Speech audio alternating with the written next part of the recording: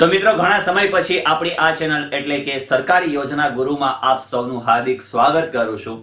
મિત્રો આપણી બે ચેનલ એટલે કે એક નિઝામ જેઠવા આપ સૌનો ખૂબ સારો એવો રિસ્પોન્સ મળે છે અને એક એજ્યુકેશન એકેડમી જો કે એનું કામ હજુ સુધી ચાલુ છે એટલે ટૂંક સમયમાં એમાં પણ આપણે અપડેટ નાખીશું.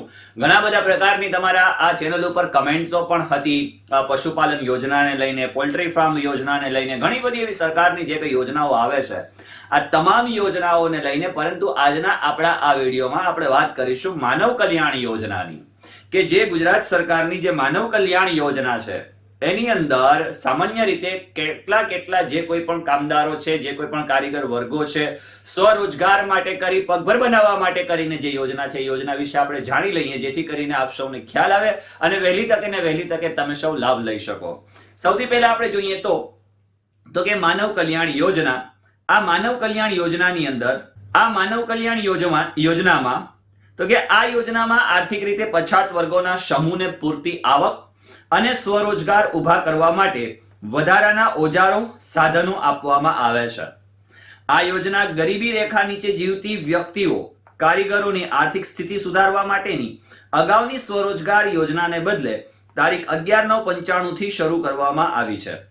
આમાં ફેરિયા છે, શાકભાજી વેચનારા છે, સુથારી કામ છે વગેરે જેવી 28 ટ્રેડમાં નાના પ્રકારના વેપાર ધંધા કરવા સમાજના નબળા વર્ગોના લોકોને જેની કુટુંબની વાર્ષિક આવક જો ગ્રામ્ય વિસ્તાર હોય તો 1,20,000 અને શહેરી વિસ્તાર હોય તો 1,15,000 સુધીની હોય તેવા લોકોને આર્થિક આવકમાં વધારો કરવા માટે વ્યવસાય માટે જરૂરી સાધન સહાય યોજનાઓ તારીખ 11/9/18 ના ઠરાવોની સાથે સામેલ ટૂલકીટની યાદી મુજબની મર્યાદામાં આપવામાં આવે છે. બીજું તો કે એની પાત્રતા શું છે તો કે ઉંમર 16 થી 60, તમે 16 વર્ષથી 60 વર્ષ સુધીના છો તો તમે આ યોજનાનો લાભ લઈ શકો છો.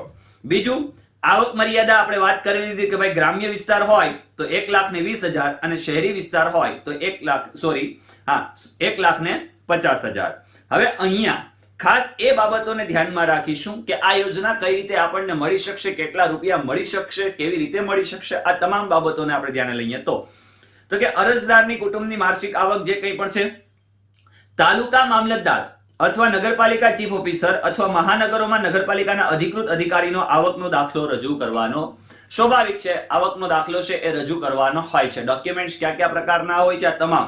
નાણાકીય સહાય 11/9/18 ના ઠરાવોની સાથે ટૂલકીટની યાદી મુજબ મર્યાદામાં તો કે ભાઈ કેટલી યોજનાઓ છે, કયા કામદારોને મળશે, કોને કેટલા રૂપિયા મળવા પાત્ર છે, આ તમામ બાબતો આપણે આજના વિડીયોમાં જોઈ લઈએ. સૌથી પહેલા આપણે જોઈએ તો ટૂલકીટ અંદાજિત રકમની વિગત છે. એક, કડિયા કામને 14,500, સેન્ટિંગ કામ હોય તો 7,000, વાહન સર્વિસિંગ અને રિપેરિંગ હોય તો 16,000, મોચી કામ હોય તો 5,450, દરજી કામ હોય 21,500, ભરત કામ હોય 20,500, કુંભારી કામ કરતા હોય 25,000, વિવિધ પ્રકારની ફેરી કરતા હોય તો 13,800, ફેરીમાં કોઈ પણ ફેરી આવી શકે, પ્લમ્બર હોય તો 12,300, બ્યુટી પાર્લર હોય તો 11,800, ઇલેક્ટ્રિક એપ્લાયન્સીસ રિપેરિંગ હોય તો 14,000, ખેતીલક્ષી લુહારી વેલ્ડિંગ કામ હોય તો 15,000, સુથારી કામ હોય 9,300, ધોબી કામ હોય 12,500, સાવરણી સુપડા બનાવનાર હોય તો 11,000, દૂધ દહીં વેચનાર હોય તો 10,700, માછલી વેચનાર હોય તો 10,600, પાપડ બનાવનાર હોય તો 13,000, અથાણા બનાવટ હોય તો 12,000, ગરમ ઠંડા પીણા અલ્પાહાર વેચાણ હોય તો 15,000, પંચર કીટ હોય તો 15,000, ફ્લોર મિલ હોય તો 15,000, મસાલા મિલ હોય તો 15,000, રૂની દિવેટ બનાવવી સખી મંડળની બહેનો માટે છે 20,000 રૂપિયો. ત્યાર પછી મોબાઈલ રિપેરિંગ 8,600, પેપર કપ અને ડીશ બનાવટ સખી મંડળ માટે 48,000, હેર કટિંગ વાળંદ કામ માટે 14,000, રસોઈ કામ માટે પ્રેશર કુકર, ઉજ્જવલા ગેસ કનેક્શનના લાભાર્થી હોય તો 3,000. સંપર્ક ક્યાં કરી શકાય તો કે સંબંધિત જિલ્લા ઉદ્યોગ કેન્દ્રમાં તમામ જગ્યાએ તમે સંપર્ક કરી શકો. હવે આ જે કંઈ પણ બાબતો છે, આ જે કંઈ પણ યોજના છે, આ યોજનાનો લાભ લેવા માટે જે તમારી પાસે 16 વર્ષથી 60 વર્ષની પાત્રતા, ગ્રામ્ય વિસ્તાર હોય અને શહેરી વિસ્તાર હોય એટલે 1,20,000 અને 1,50,000 ની તમારી આવક હોવી જોઈએ, આવક મર્યાદા હોવી જોઈએ. ત્યાર પછી તમે એમાં એપ્લાય કરી શકો છો.